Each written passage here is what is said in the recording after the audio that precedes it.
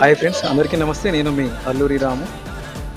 నాకు తెలిసిన ఒక మిత్రుడు వాళ్ళ అత్తమ్మ చనిపోతే డబ్బులు రావాలని చెప్పేసి ఒక పర్సనల్ యాక్సిడెంట్ క్లెయిమ్ చేయించుకోవడానికి పర్సనల్ యాక్సిడెంట్ క్లెయిమ్‌కి సంబంధించి ఒక పాలసీ చేయడానికి నా దగ్గరికొచ్చాడు.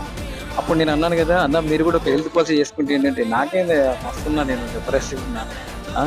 ఆహ్, అవుతుందంటే 16 ఒక్కలైతది అని చెప్పేసి అన్నా. కానీ నేను ఈ విషయం చెప్తున్నప్పుడు మీకు బాధ కలగచ్చు, లేకుంటే నా మీద కోపం రావచ్చు కానీ ఆయనకు రీసెంట్‌గా ఒక బ్రెయిన్ స్ట్రోక్ వచ్చి 10 రోజులు కోమాలో ఉండి లాస్ట్‌కు హాస్పిటల్‌లోనే చనిపోయాడు. డబ్బులు లేక లాస్ట్‌కు ఒక గవర్నమెంట్ హాస్పిటల్ తీసుకొచ్చారు. సర్జరీ చేయాలన్నారట. ఏమేమో చెప్పిళ్ళట. దాదాపు ఒక 5,00,000 అయితయిందని చెప్పిళ్ళట. ఆ అన్న ఆ రోజు నా మాట ఇంటే బాగుండని నేను ఆయన చనిపోయిన రోజు కూడా నేను స్టేటస్ పెట్టాను. అది నాకు చాలా బాధాకరం అనిపించింది. ఎందుకు చెప్తున్నానో అర్థం చేసుకోండి ఫ్రెండ్స్. నాకు వచ్చేది ఏం లేదు అల్లా. కాకపోతే మీరు నా దగ్గర కాకపోతే ఇంకెక్కడైనా సరే హెల్త్ పాలసీలు చేసుకోండి.